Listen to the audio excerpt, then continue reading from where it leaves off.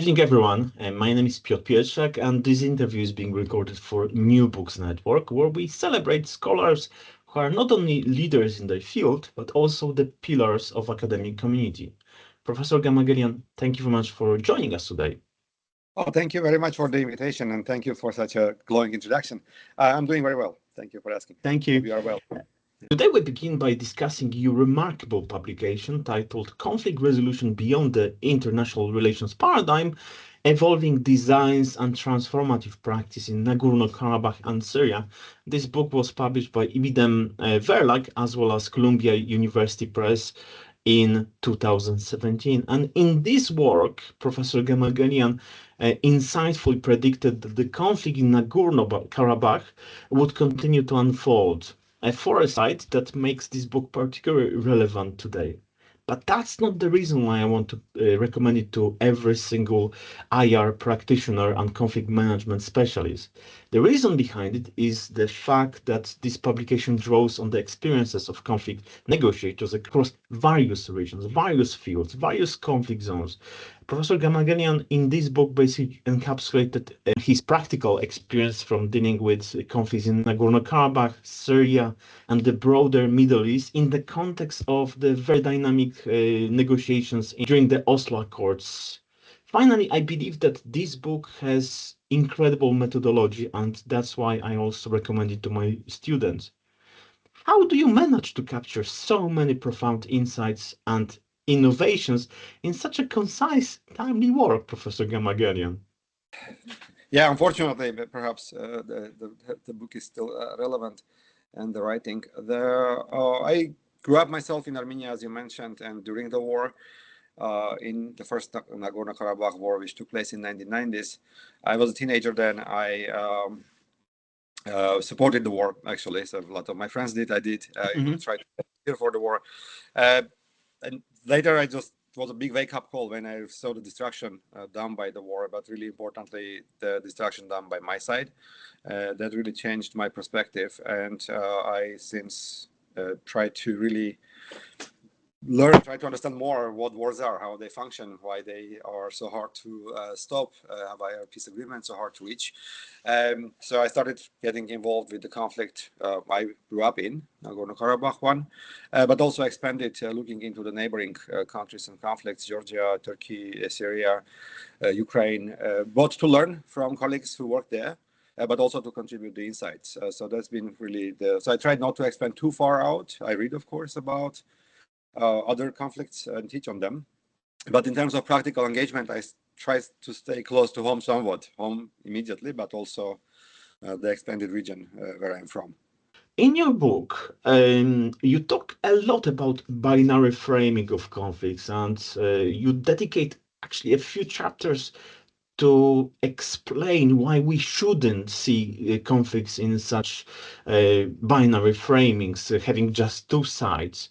This point is really standing out, to be honest, and it's not only relevant in the context of our conversation about Nagorno-Karabakh, Syria, the Middle East, but broadly, we can basically take your tip and apply it to every single conflict because the times when there were just two sides is hardly here anymore, isn't it? Of course. Until about 2013, 11-13, when the Syrian civil war started, when I was learning about conflict resolution, how to work with conflicts, everything I learned was about bringing two sides together, or it could be three, but some defined small number of powerful sides together and negotiating or doing a dialogue, right? Some form of bringing two sides mostly, but sides together.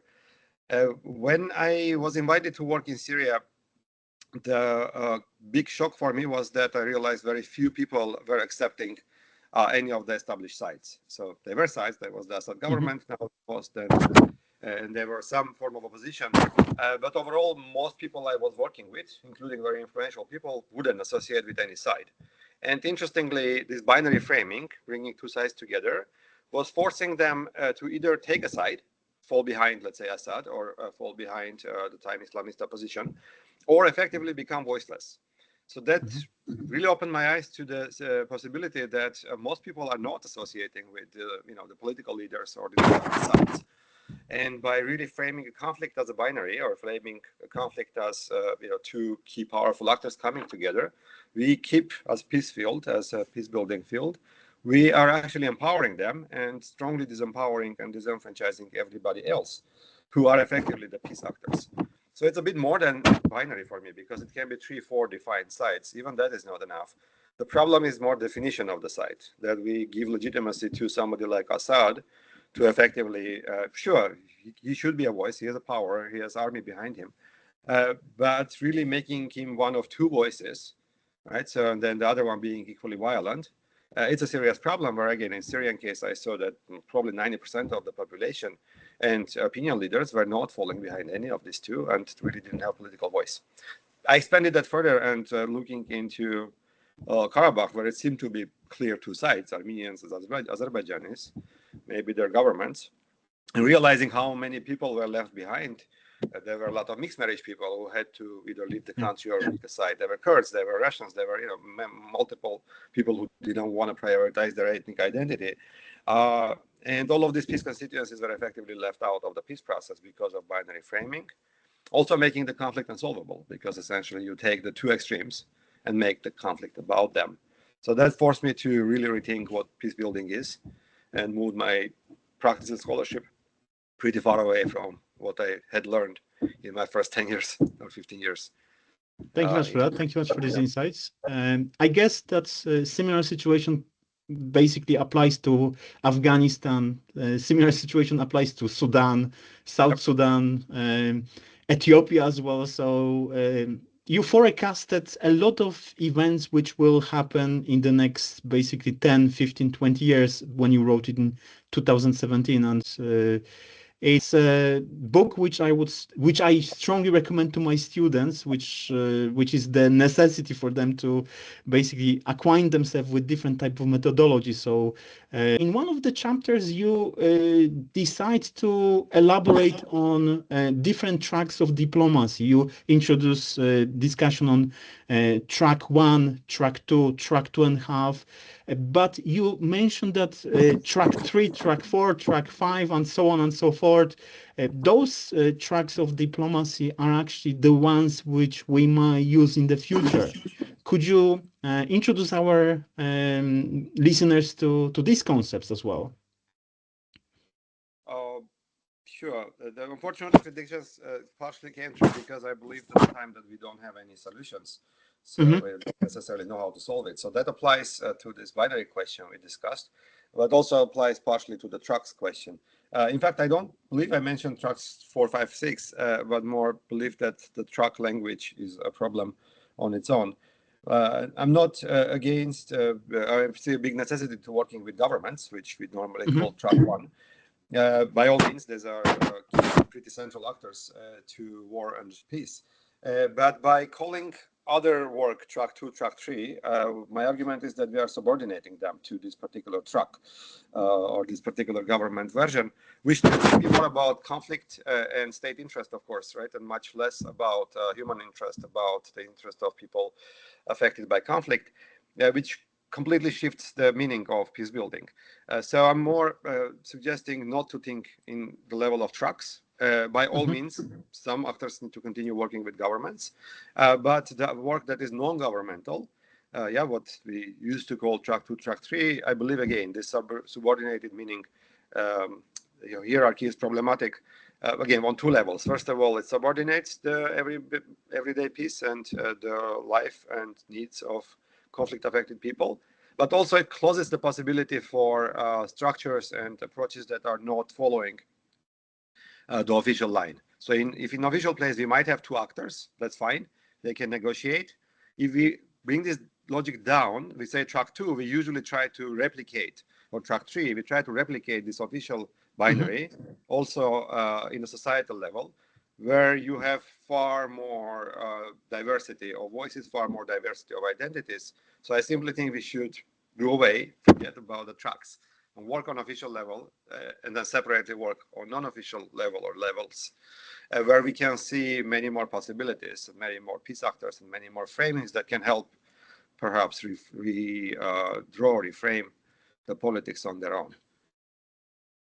I guess many of us today who come from liberal constructivist or Kantian background would argue that diplomacy is the only way forward. But the situation in Nagorno-Karabakh sadly shows that particular actors, such as, for instance, Azerbaijan, ultimately chooses force over diplomacy. Azerbaijan effectively won the Third Nagorno-Karabakh War.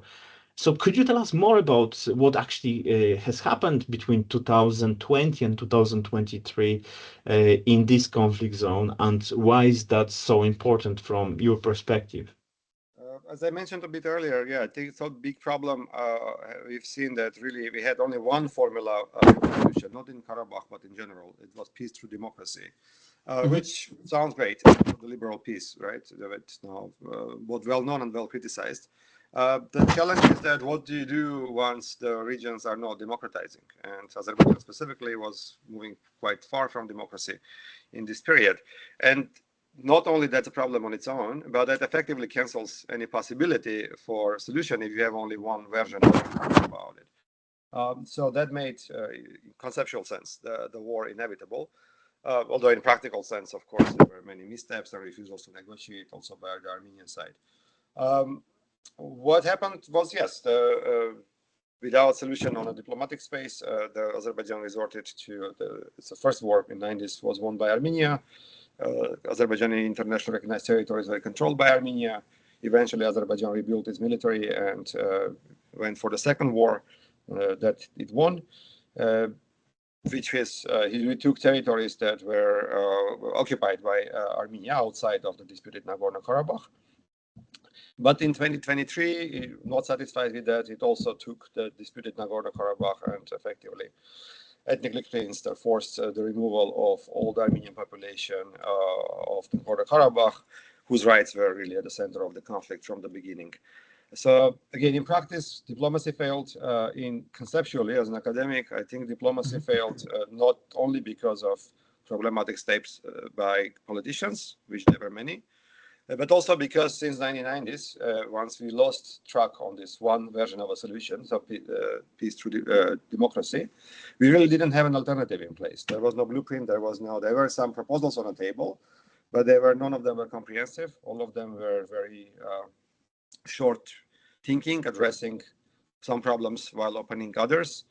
So I think one big issue in a peace field is that without that liberal peace idea, which I think is discredited, we don't necessarily have alternatives, and peace processes become very transactional, which then can mix some diplomacy with some violence, effectively, which is what we are seeing in all over the place. In particular, to your question, in Nagorno-Karabakh. Speaking of transactionalism, do you think that Donald Trump's approach brought any real change to the peace process, or should we expect that conflict in Nagorno-Karabakh might resurface in coming years? I don't believe the war will restart unless you have some major change. The war was unfortunately resolved through violence, but it has been resolved.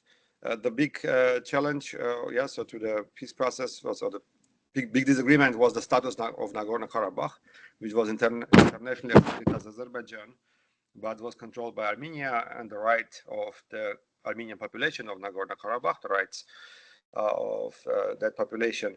So now Azerbaijan took full control of the territory. Armenian population is fully ethnically cleansed. Actually, both sides fully cleansed their respective populations. So there are no Azerbaijanis in Armenia, no Armenians in Azerbaijan. So there are no really reasons for any new war by any side. So I don't see it, again, quite unfortunately, done through violence. I think the war, unless new reasons for war appear, such as Russia and the US start proxy war in the region, for example, which is possible, these two don't really have any reasons to be in war. Now, when it comes to Trump and transactionalism, interestingly, the way it appears that Trump was a deal breaker, but curiously, there is quite a bit of continuity between Biden and Trump policies. What we saw unfold was very much planned during the Biden administration, and Trump administration effectively followed through, of course, putting Trump's name on it. This is effectively a US policy of trying to wrestle Russia out of Eastern Europe and other post-Soviet states. The regions, the countries of a region don't necessarily want to replace maybe Russia by US, but they also want to weaken their dependence on Russia and gain a bit more real sovereignty. So in that sense, from the Azerbaijan-Armenia point of view, Trump road, any kind of US involvement is balancing heavy Russian presence rather than replacing it. From US position, they are trying to get some, transactionally, some advantage in South Caucasus while Russia is busy in Ukraine. So different actors are gaining some advantage. It's certainly transactional, but also hopefully can contribute to, even if transactionally, to some stability and prevention of further cycles of violence. One question about civilian population, because 100,000 people actually lost their homes. So what's happening with Armenians from Artsakh Republic, and what's happening with Armenians who basically lost their property in the territories which was controlled by Armenia? Is there any bilateral agreements on supporting them? No, and unfortunately, this is not the first wave of refugees. This is the latest. That is starting from '99. This ethnic cleansing has been really one of the big tools of war that both Armenia and Azerbaijan resorted to. In '90s, hundreds of thousands of Armenians were ethnically cleansed from Azerbaijan. Hundreds of thousands of Azerbaijanis were cleansed from Armenia. And then as Armenia took control of Nagorno-Karabakh and surrounding territories in 1990s, it again ethnically cleansed everybody, all the Azerbaijanis under territories it controlled. So there was another few hundreds of thousands of people. And then fast forward to 2023, when Azerbaijan regained control, it now in turn ethnically cleansed all the Armenians. So we have multiple rounds of full ethnic cleansing and displacement by all the other, by both sides. So this 100,000 are the latest wave, of course, very important because this is now there are the most recent refugees. Unfortunately, in these transactional conflict resolution processes, the people really disappear. So no, Azerbaijan ethnically cleansed this group. They were pretty effectively accepted by Armenia. One good collaboration you could see between Armenia and Azerbaijan was that this movement of 100,000 people within 2 days was pretty well organized. Azerbaijan forced them to leave. Armenians quickly accepted. And that's it. Since then, essentially, there was a very small money perhaps paid for people to be able to, or for a few months, as some kind of a refugee payment. And even that stopped, and essentially they seem to not exist politically, neither in Azerbaijan, but nor in Armenia. So they are simply ignored. The peace agreement that's on the table completely ignores any question of displacement, any question of rights of the displaced. Moreover, they also committed to withdraw any international cases if there were cases in international courts, such as the European Court of Human Rights, to withdraw all these cases and effectively actively prevent any case being brought by the respective citizens against the other. So any mechanism effectively for rights of the displaced is closed by these two countries. Again, which it makes sense on the official level. They want to move on from the war. But it doesn't from the rest of us as academics, as civil society, as international community who do need to press forward the question of rights of those who suffer. How about the access to the cultural and religious sites in Stepanokerk or any other area which was previously inhabited by Armenians? Do these people have at least a hope that one day they will be allowed back into, I don't know, to practice religion or to see the graves of their relatives? Another part of this war, it's been a complete cultural erasure. So when Armenians were taking control of Azerbaijani heritage, they would quickly rename it into Persian or other Muslim, and effectively denying the presence of Azerbaijani heritage, let's say in Armenia, which had big Azerbaijani population on its own. Similarly, in Azerbaijan, you have a strong, clear cultural erasure of everything Armenian. All the cultural monuments have been either destroyed or renamed into Albanian, as in not Albania of present day, but ancient Albania that was a country, state in these territories a long time ago. So there you have this, you are dealing with full cultural erasure of each other. Because it's reciprocal, each side feels justified to continue saying, oh, see, the others are doing it as well. So that's one problem. Second is that we have closed borders, complete ethnic cleansing, as I said, and no expectation that there will be any really movement anytime soon. There might be movement of goods. All the focus is on connectivity and on trade routes. So trains might run. Usually is discussed as third-party nationals, as in not Armenians, non-Azerbaijanis, will be able to cross, perhaps some controlled visits to each other's capitals. But overall, no, the solution is almost done in a very late 19th or early 20th century population exchange style. We fully ethnically cleanse each other, we put a wall between each other, and that's peace. So no, there is no provision and there is no interest from any of the governments currently to look into the interest of the populations or allow any crossing, which is seen as problem and potential for violence, simply as is most seen as a problem rather than either a solution or a right. You see, when the ethnic cleansing happened in the Balkans, the international community reacted. There was one voice opposing the ethnic cleansing. When it comes to Azerbaijan and the policy after 2020, we are quite silent about it, and media doesn't touch this issue. Has it to do with the gas, the LPG, and the fact that Azerbaijan is the major exporter of the resources which we no longer buy from Russia? There is an element of it. I don't think any conflict or any dynamic can be explained by one factor only. So certainly, Azerbaijan is not too major. It's not very major, but it's still an important exporter of gas to Europe. I still don't think that's the main or only reason. I think times changed. In 1990s, displacement was not seen as legitimate. It was the liberal democracy was an ascent, right? So solution was to be done through human rights, minority rights, effectively democratization, and mass displacement, including in this region, was condemned. Times changed. So again, this liberal peace is not necessarily seen as the path forward. The peace building became heavily transactional, as we mentioned. And if anything, even before the displacement happened, I believe the most international actors had accepted that this is effectively the solution.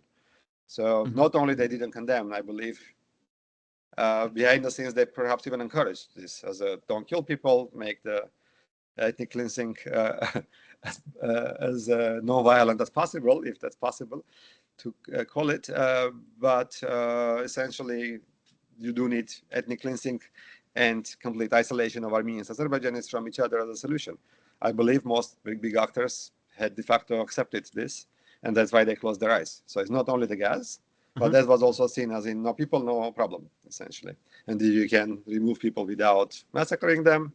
It's even an additional plus point to you, which is what exactly happened, right? So there were people were displaced with relatively minimal violence in 2023. So I think, again, we have moved to a problematic place where we don't have really norms. We don't have kind of post-normative. The liberal peace isn't anymore the practice, and we don't have an alternative in place. So it effectively is very transactional. I love the fact that your book is very philosophical as well. And you try to approach certain issues from the perspective of someone who expects wars, but is still optimistic about certain outcomes. In 2017, you described the relationship between the Azerbaijani and Armenian governments as very realist and predictable. You explained the vested interest in keeping the conflicts ongoing on both sides, because neither side was particularly interested in peace. And they benefited out of having the constant war between themselves. And yet they signed the peace deal under Donald Trump, which might suggest that maybe there is some change. What's the broader philosophical approach here? How does Fukuyama's argument about the end of history hold up in this context? from the perspective of Caucasus, does it still really carry any weight anymore? Oh, a few questions here, I think. Let me try to start from the end.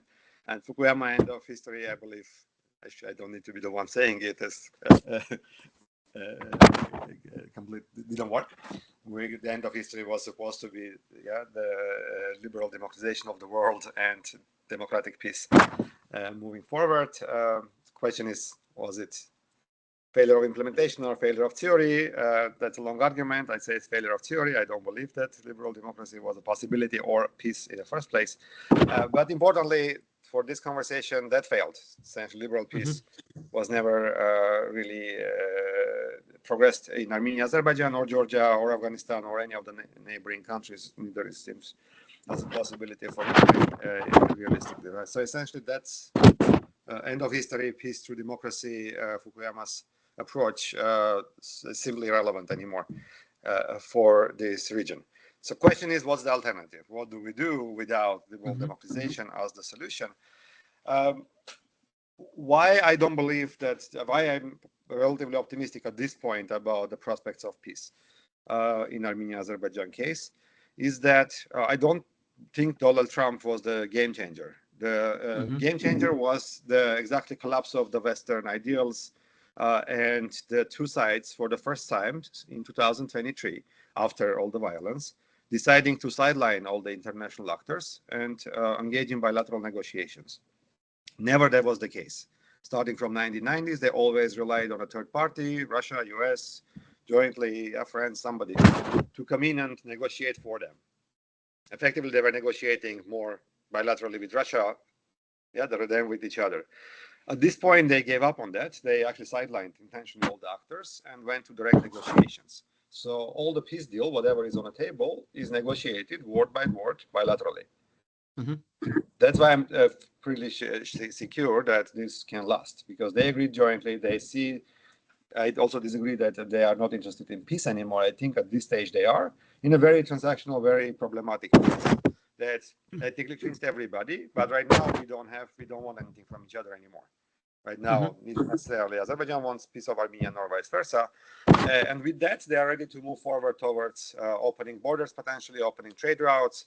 And that's where Trump simply comes in as putting his name on it and acting as guarantor, because of his interest in peace price, perhaps, but also because of the interest of pushing Russia out of the region. So this interest simply coincided, but the interest primarily is bilateral and again, very transactional. And I do see both the government of Armenia and the government of Azerbaijan, in principle, willing to turn the page, open borders, open trade routes, and move forward, effectively forgetting all the violence done and forgetting the rights and needs of the populations that suffered throughout these decades.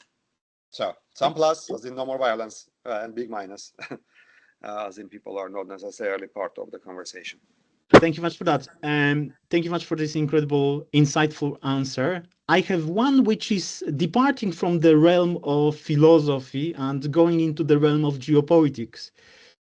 We know that the second and the third Nagorno-Karabakh war was won by Azerbaijan because Russia is currently preoccupied in Ukraine. Should that change in the future, do you think that Vladimir Putin or his successor would allow Azerbaijan, which is basically a very strong ally of Turkey, would Russia be comfortable with strong Azerbaijan in this crucial area from the perspective of geopolitics? Again, if we turn to very geopolitically, Azerbaijan played its hand really well. It's not only Russia is preoccupied. In 2020, during Second Karabakh War, Russia wasn't preoccupied. It was fully focused on this, and still it stayed out of the conflict and let Azerbaijan essentially retake Karabakh and strengthen its hand. Azerbaijan made itself quite currently, at least indispensable. Turkey is a strong ally, but as a gas exporter, of course, to Europe, it seems important to Europe, right? As a trade route between East and West, it's important to as middle corridor. Any version of that seems to go through Azerbaijan. There is no other almost route to go to. It also made itself quite indispensable to Russia. So it's actually helped it sidestep some of the sanctions, for example, right? So it's been like, yes, it supports Ukrainian territorial integrity and yet has strong trade relationship with Russia, also as a pass-through, but also directly. So Azerbaijan is one of this what we call now middle powers, right? So managed to really play its hand to the maximum and make, including Russia and many bigger actors, effectively dependent on that rather than the other way around. So I don't know if that is changing anytime soon. It has Russian leverage to reassert its influence over the Caucasus. It's a big question, perhaps, but it needs to rethink its politics because it has been doing it really through playing on the conflicts. Yeah, so divide and rule was really the approach. So the conflict between Armenia and Azerbaijan was really Russia's leverage, playing them against each other, playing the peacekeeper. Yeah. Now, if that conflict is closed, essentially it removes a very big part of Russian influence over the region. Can it reassert? Does it have other means to reassert? Can it even directly invade? Perhaps. But these are very, very new and big changes that should happen. So yeah, I think right now Russia's hand weakened not only in the short, but actually in the long term, in part because the conflict was solved, even if violently. Okay. So what is the China's approach in this conflict, given that Beijing has strong interest in the One Belt, One Road initiative and the strategic importance of this region, which we need to consider? How would you characterize China's modus operandi in this particular scenario? Yeah, China has been doing all along, in a sense, what let's say US started doing, the transactional right approach to relations. In that sense, it's a few steps ahead, perhaps, in a bigger picture of where US is, if that is the new game. So China's involvement has been very pragmatic. Has a pretty good, India as well, by the way, has a pretty good relationship with most. It's been focused on building infrastructure projects and roads, mostly, without, of course, any interest in normative questions of human rights and so on, which has been gladly accepted by local developers, local governments. There's a big interest, of course, in alternative routes. Since the current ones are, for different reasons, problematic, and that middle corridor really linking Europe with Central Asia and possibly further China, it's a big part of a conversation. And you see stronger engagement of South Caucasus as a result with China, India, and Central Asia. Not necessarily at the expense of Europe, but as a middle ground between the two, effectively. So China has been, step by step, really increasing its presence and influence. Again, not in a necessarily geopolitical way, at least yet, but in a very trade-oriented version of that. Thank you much for your insights. My final question, Professor Gamaghelyan, concerns your future plans. Could you share with us what projects or research you currently have in the pipeline? Right, sure. A big question I'm preoccupied with is what next for peace building, because we had that end of history version of it, which was all will become liberal democracies and we will have peace happily ever after. That version failed, not only for this region, but for the world in general. We moved to a very transactional space, as we discussed, where even if we are seeing steps away from the war, they are extremely transactional and they are simply ignoring the needs and rights of the populations who suffered from a conflict. It raises questions of both sustainability, but also of what is peace? Is this really peace? So as the next part of my career, I'm trying to collaborate with the wider peace building community, so those academics who are also practitioners, to exactly answer the question, what is peace? What are we working for as a peace community? Because I believe we have that normative crisis effectively translates into an identity crisis for the field. Are we supportive of the transactional peace, right? Or if we are, is it all, right? So is it really all we do, only help transactional negotiations, or in some form we are willing to or able to bring back the questions of the rights of conflict-affected populations and work for peace for everybody that includes everyday peace, by everyday benefits of peace for the populations. So that's my next project. I'm working on now on edited volume, perhaps a series of handbooks on what's the future of peace building, what are the future frontiers, what we can retain, the best practices from the current stage, all we know, but also move forward, look into the challenges of artificial intelligence, climate change, migration that are upcoming, and how we can be proactive actors as peace builders as opposed to reactive, which we tend to be. Thank you much for your time, and all the best from Institute and Standard Think Tank, and all the best from New Books Network. It was a pleasure. Thank you.